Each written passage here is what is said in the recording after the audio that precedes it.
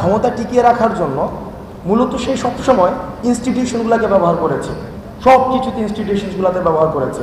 অর্থাৎ হাইকোর্টের ঘাড়ে বন্দুক রেখে, বিচার ব্যবস্থার ঘাড়ে বন্দুক রেখে, স্বাস্থ্য ব্যবস্থার ঘাড়ে বন্দুক রেখে, শিক্ষা ব্যবস্থাকে পুঁজি করে, আমাদের স্বাস্থ্য ব্যবস্থাকে পুঁজি করে, এই যে পুঁজিভিত্তিক একটি বিভাজনের মধ্য দিয়ে, দ্বিবিভাজনের মধ্য দিয়ে সবসময় ফেসিজমকে সমূলে প্রথিত করে রাখার চেষ্টা করা সবসময় হয়েছে।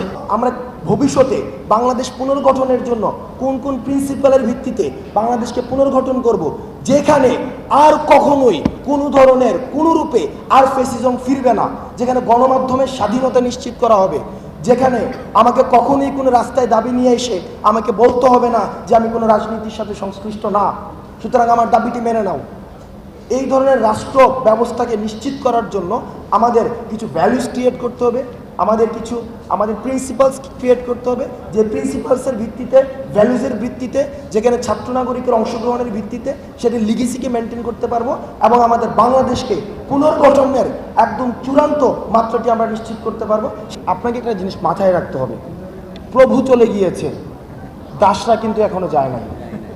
প্রভু কিন্তু থাকে একজন, কিন্তু গত 16 বছরে এত লক্ষ কোটি দাস উৎপাদন করেছে। এখন আমাদের যুদ্ধটা কিন্তু এই দাসদের বিরুদ্ধে।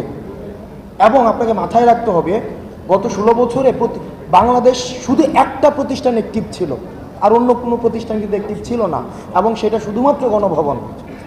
এখন আমাদেরকে গণভবন ছাড়া অন্যান্য যত প্রতিষ্ঠান রয়েছে সেগুলোকে আবার রিঅ্যাক্টিভেট করতে হচ্ছে, এবং সেটার জন্য সময় লাগবে, এবং আমরা জনগণের ভাষাটাকে রূপান্তর করছি এবং সেটা করতে থাকবো, এবং সেটা সময় লাগবে।